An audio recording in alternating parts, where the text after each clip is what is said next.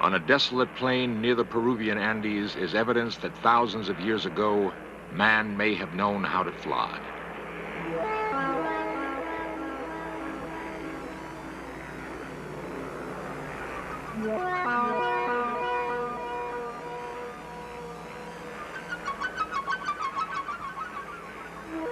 Huge drawings are etched in the ground.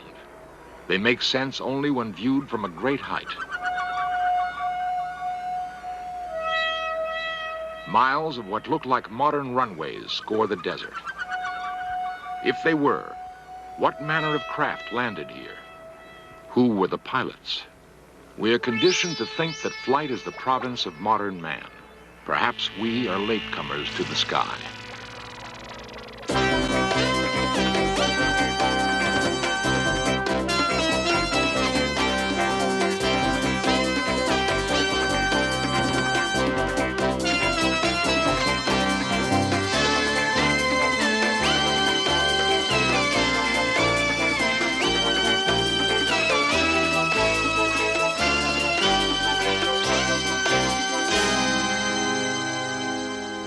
To this day, the lines at Nazca have not been fully explained.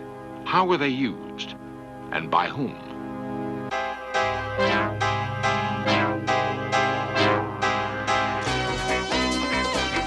This series presents information based in part on theory and conjecture.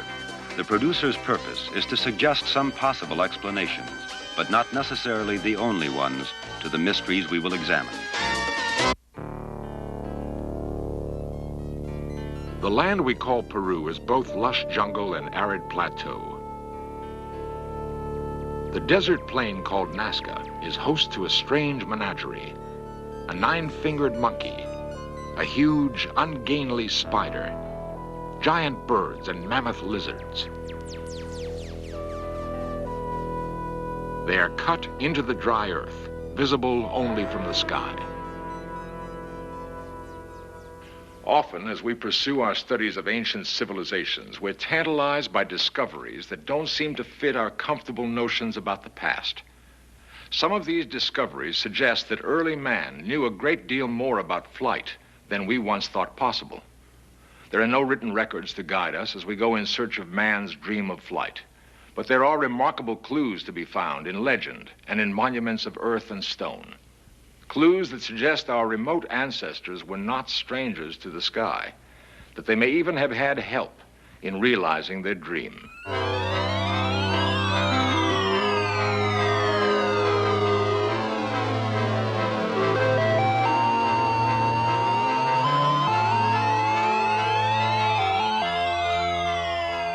The urge to fly seems to have been a primal one with man, to leave the heaviness of earth, to taste the wind and thrill to the rushing ground below.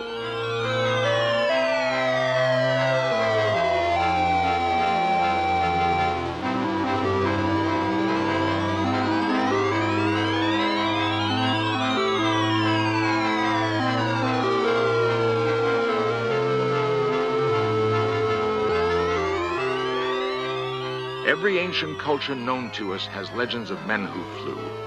For thousands of years, it has been thought that the tragic tale of Daedalus and his son Icarus was but a myth.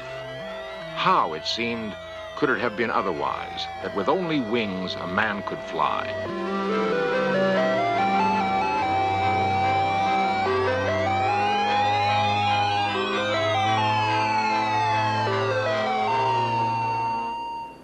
Daedalus and his son Icarus were said to live on Crete, center of ancient Mediterranean civilization. The ruler of Crete, King Minos, ordered them trapped in the famous Minoan maze. Their only escape was on the wings that the brilliant Daedalus contrived to build. Daedalus warned Icarus not to fly too close to the sun, or his wings of wax would melt.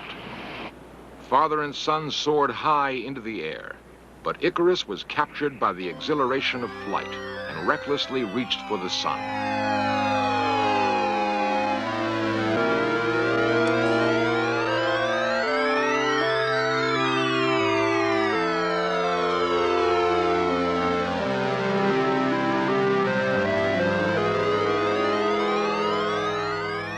Icarus would pay dearly for his impetuous flight. His wings melted, and he plunged headlong into the Aegean Sea.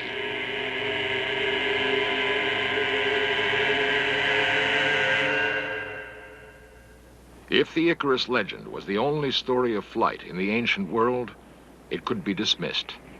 But there are others. Long after the Minoan Golden Age, the city of Florence dominated the culture of the Mediterranean world. It was in Florence that one of the great minds of Renaissance Europe pondered the dream of flight. Leonardo da Vinci was a classic Renaissance man. For years, he was preoccupied with a flying machine of his own design. It had some of the features of the modern helicopter. One report has Leonardo testing his machine in 1505 by launching it from a hilltop above Florence. History does not record the results of that test. Before Leonardo was born, a structure called the Jantar Mantar was built in India. It was apparently an astronomical observatory. The complex arrangement of its architecture performed the functions of telescope and computer.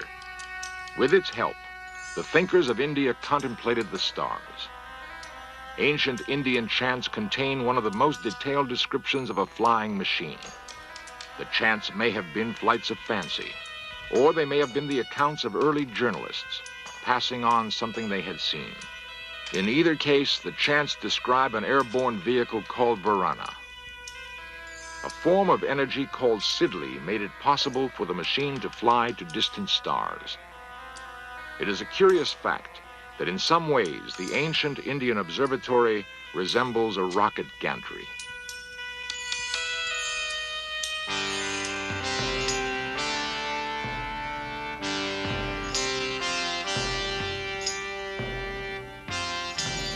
Throughout the ancient world, we see time and again an advanced knowledge of astronomy mingled with legends of flight. For the graves of Egypt are dominated by the presence of Osiris, the flying god who brought knowledge to the Nile basin.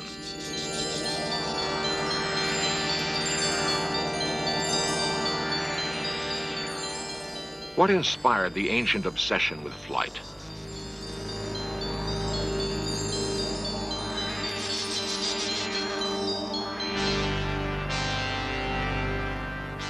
Why are the pyramids aligned in such a way as to be perfect landmarks for incoming aviators?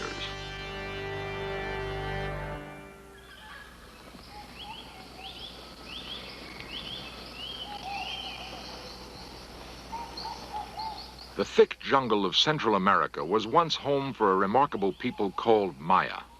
Archaeologists believe they flourished in this region for 15 centuries. Then, quite suddenly, the Mayans vanished.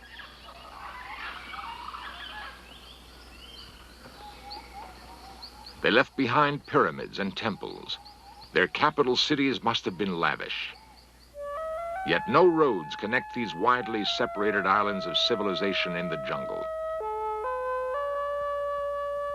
Perhaps the Mayans were familiar with the principles of flight, for there is evidence that, like other ancients, the Mayans were on intimate terms with the heavens. Certainly, their observatories made it possible for them to construct a calendar as accurate as any in use today. It makes us think that perhaps they, too, knew something of flight. It is 1911. Wilbur and Orville Wright are demonstrating their flying machine for the U.S. Army. Their solution to the problem of flight was to attach a wing shaped like a bird's to a primitive engine that burned oil.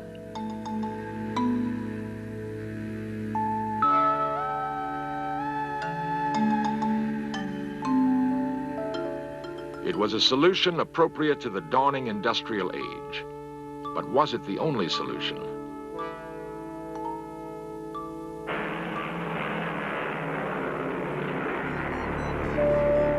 Long furrows were cut into the hard soil of the Nazca Plain 2,000 years ago. By whatever method the lines were created, they were meant to be seen from the sky. But by whom?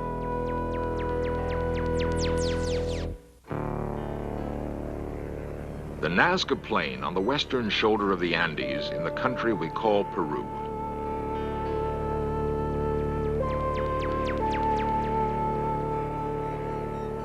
The huge designs found on the desert floor that can only make sense from the air have been duplicated in other parts of the world. The Mojave Desert near Barstow, California. Here, an ancient man stares upward. From the ground, it is impossible to tell exactly what shape the figure has taken. How then did a primitive Indian tribe make the drawing? I got the tether. Yeah, but that's not good. One possibility, one explanation for the method used, might have been the existence of ancient aviators. That's the whole end. Okay, lift up. Lift all the way up. A unique experiment was mounted to prove the point. Could men working on the ground be directed by someone hovering overhead? The site selected for the experiment was the Mojave Desert. Okay, Rod, that's good.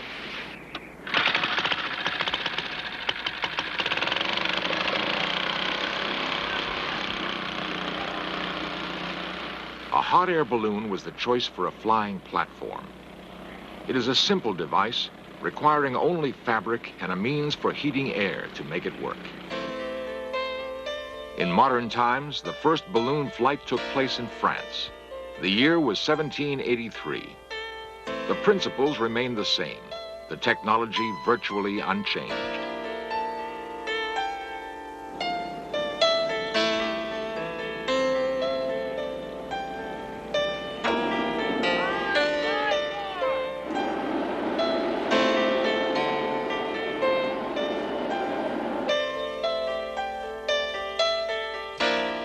Then as now, there is a purity to balloon flight, an exhilaration undampened by the drone of engines or the blur of supersonic travel.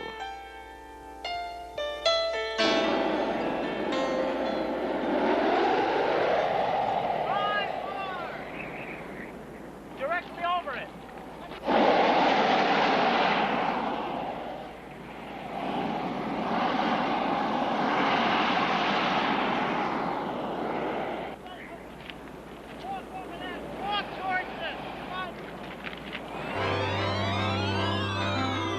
Suddenly, from on high, it is possible to understand how a land drawing could have been directed from the air thousands of years ago.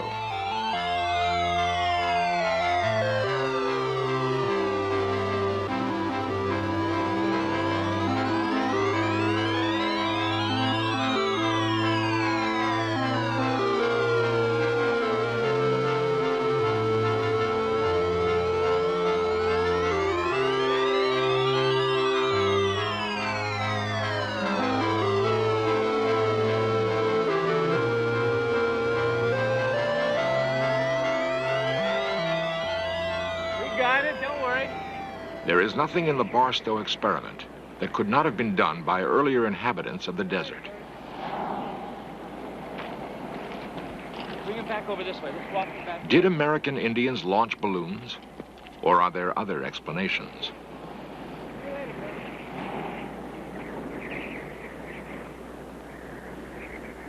Dr. William Clulow, chief archaeologist at the University of California, Los Angeles, has spent many years studying the mythology of American Indians. One of the few important practitioners in a simple society like this is what we call the shaman. Many people would refer to it as the healer or the medicine man, but among the capacities of the shaman, we can number in many tribes the ability to take flights outside of his actual body. That is, he projects a part of his personality or his psyche outside of his body, goes beneath the earth, beneath the water, or into the heavens in order to secure some form of an intuitive statement about what is wrong in the society. And he performs healing and curing with the aid of the intuitions that he gets in these projected flights.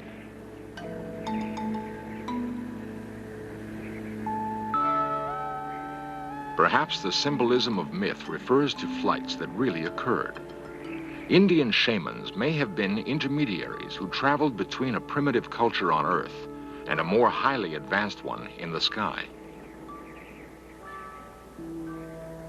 Time and again, in out-of-the-way places where primitive men made their home, there are faint suggestions left of the relationship between man and flight.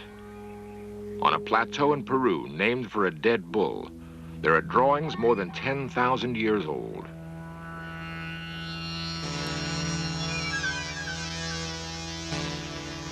One interpretation placed on them is that they depict the ancients welcoming visitors from the sky. They might be dismissed if it were not for other signs in Peru. Finely engineered roads laid 1,000 years ago connected the mighty cities of the Inca Empire. But the Incas did not possess the wheel. Were these roads runways for another form of vehicle? An airborne vehicle? Is there a connection to flight in the circular ruin of Sacsayhuaman? The calendar ring of the Incas suggests an advanced knowledge of space and time, the kind of knowledge that might have led to ancient flight.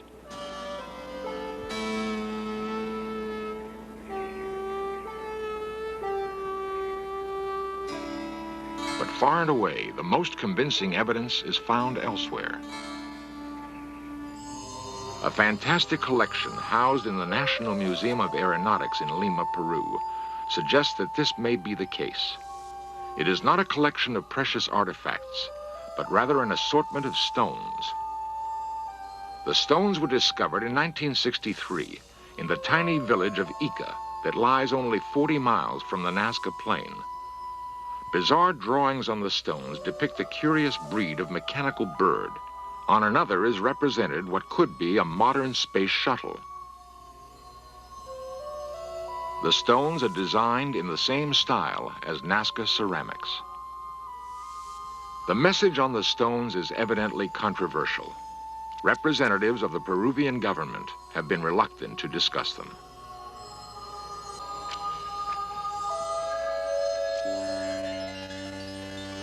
Golden icons, molded by primitive Indians in the highlands of Colombia, reinforce the notion that somewhere in man's past, the dream of flight was realized.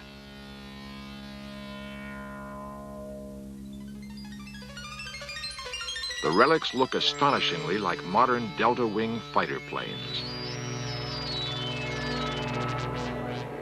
Off the coast of Peru lies the Bay of Pisco. Inscribed on a hill is a 60-foot marker. It points inland on a direct line to the mysterious Nazca Plain.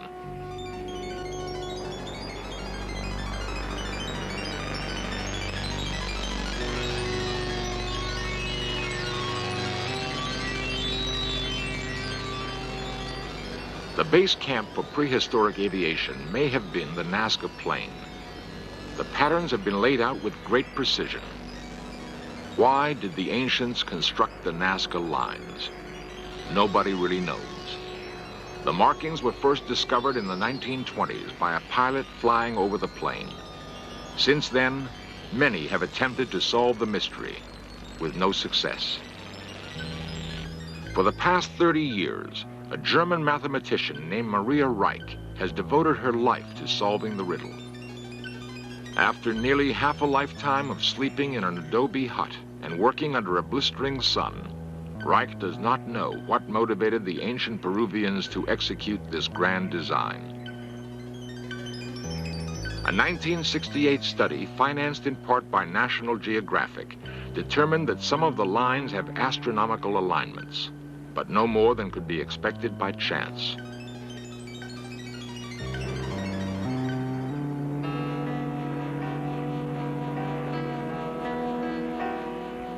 And yet, the lines seem to be pointing.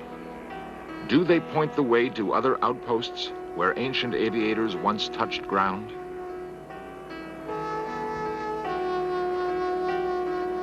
It is a persistent fancy we must allow ourselves to have, for there seems to be no other explanation on Earth.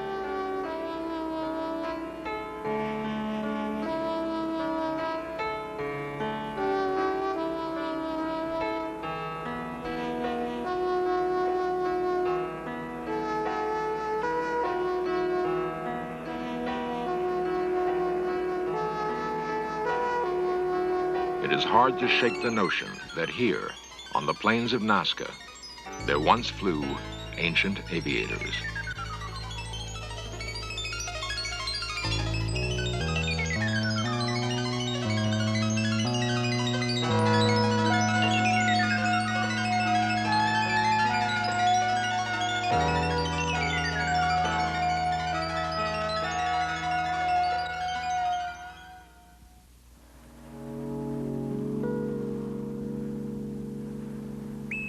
Cape Kennedy, 1970.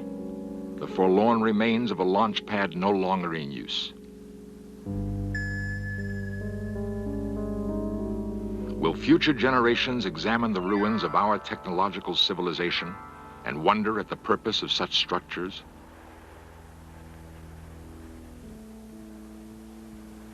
Will they understand the inner workings of radio telescopes or control towers and see them as evidence that in the 20th century, man was reaching out to the stars?